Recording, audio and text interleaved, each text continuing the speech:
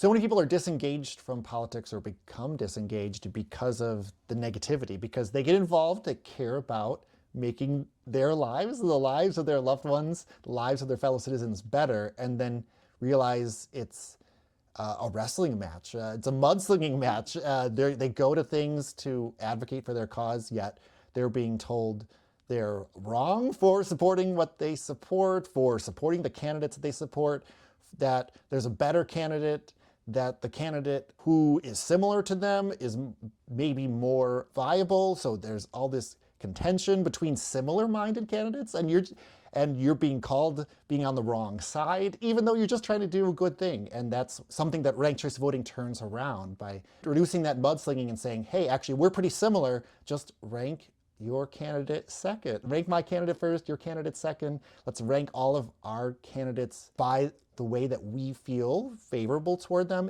without having to do this mudslinging and saying, your candidate's splitting votes. Don't vote for your candidate even though you really feel passionate about them, and turn being involved in politics around into a positive environment where we compare our candidates and literally rank them rather than just saying, actually, every other candidate is the worst. This is an interesting analogy.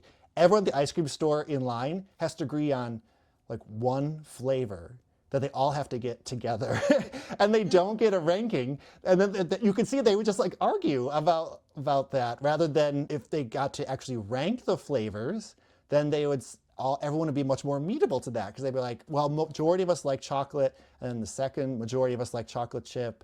And you could see how that'd be a much more amenable environment. That's what is great about ranked choice voting, is that it's focused on empowering voters. It empowers voters and makes sure that voters have more voice, however you feel, however you fall along the political spectrum, up, down, left, right.